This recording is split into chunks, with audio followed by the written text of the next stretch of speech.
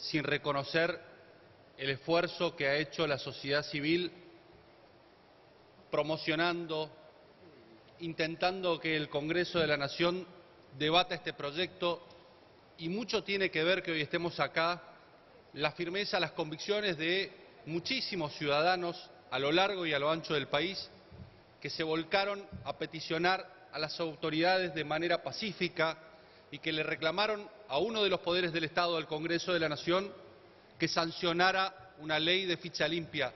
Y muchísimos ciudadanos, más de 300.000, de la mano de Gustavo Marra y otras personas que autoconvocadas exhortaron e interpelaron a este Congreso para que hoy estemos acá.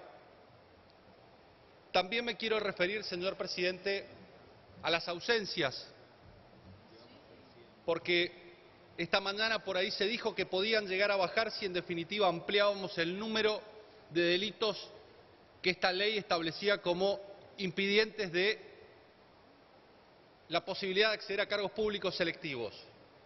Y no tenemos ningún problema en discutirlo, señor presidente, pero este es el momento de discutirlo, esta era la oportunidad de discutirlo.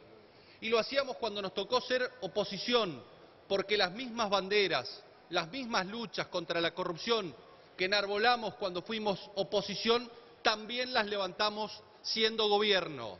No borramos con el codo lo que escribimos con la mano siendo oposición cuando le reclamábamos al kirchnerismo leyes por la transparencia, leyes que lucharan contra la corrupción. Fuimos gobiernos y todas y cada una de esas leyes que le exigíamos a quienes nos gobernábamos porque nos parecía intolerable los niveles de opacidad del Estado, las pusimos en práctica o las pusimos en la agenda pública.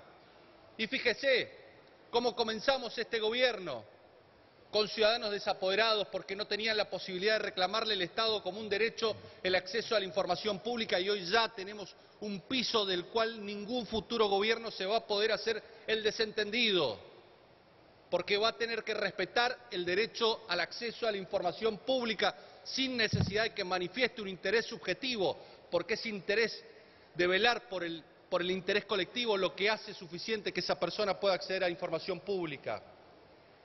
Con un manto de impunidad respecto de aquellos que cometen la mayor cantidad de delitos económicos en el país. No había en la República Argentina una ley que condenara a las personas jurídicas por los hechos de corrupción. Y fuimos nosotros los que dijimos: es necesario que la República Argentina pueda sentar en el banquillo a las empresas, no solamente a los ciudadanos individuales. Y no alcanzaba con las penas que el Código Penal establece y que posteriormente planteamos un nuevo proyecto de Código Penal, porque llamativo y misteriosamente, cuando se trata de delitos contra la administración pública, todos tienen un máximo de pena de 10 años y todos los delitos contra la administración pública no tienen condenas en su mínimo de cumplimiento efectivo. Pero además de eso dijimos: no alcanza con la pena si en definitiva no logramos el desbaratamiento, la desfinanciación de la organización delictiva, en donde ya no considerábamos al hecho de corrupción como un hecho aislado, señor presidente. Porque cuando hay un hecho de corrupción no solamente hay un funcionario corrupto que pide una dádiva, hay un sistema que lo protege, que lo apaña y que lo encubre. Hay una organización criminal detrás que le garantiza impunidad. No es un hecho aislado, sino que es un sistema y un mecanismo que puede ponerse en práctica para un hecho de corrupción, pero que por lo general funciona sistemáticamente y de manera muy aceitada. Y por eso era necesario, por ejemplo, que estableciéramos una ley del arrepentido para romper los pactos de impunidad que existían dentro de esas organizaciones criminales, como son las organizaciones criminales que penetran en el Estado, y que tantos réditos ha dado esa ley en manos de la justicia para investigar los hechos de corrupción. Y me quiero detener un segundo en lo que tiene que ver con ficha limpia, señor presidente, y lo que tiene que ver con la corrupción.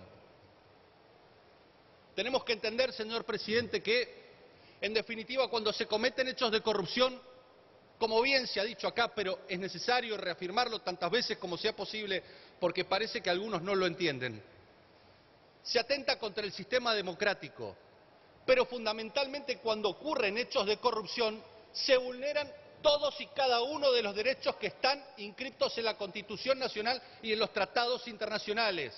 Se restringe, se lesiona, se menoscaba el derecho a la vida, a la integridad física, a la integridad sexual, el derecho a la vivienda, a la salud, el derecho a la seguridad personal.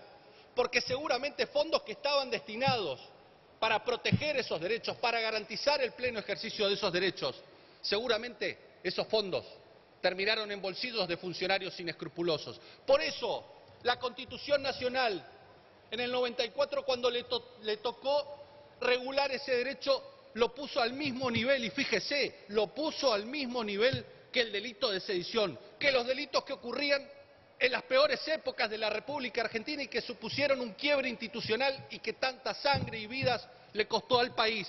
Y sin embargo, con mucha sabiduría, lo pusieron al mismo nivel en la reforma del 94, en el artículo 36.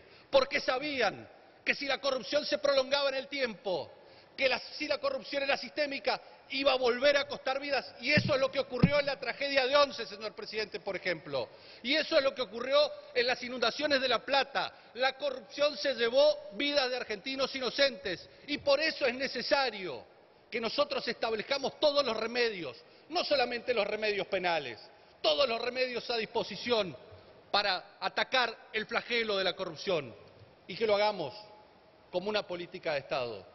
Así como pudimos sostener la democracia y establecerla como política de Estado en donde todos los partidos concertábamos que era el modo de vida, que no podíamos volver atrás, que no podíamos retroceder, es necesario que todos los partidos políticos de este Parlamento piensen que la lucha contra la corrupción no tiene retorno y que necesitamos establecer los acuerdos mínimos que impidan que volvamos a repetir los hechos del pasado. Muchas gracias, señor presidente. Gracias, diputado. Tiene la palabra el diputado Karim Alumes Bodio. Gracias, presidente. Bueno, la verdad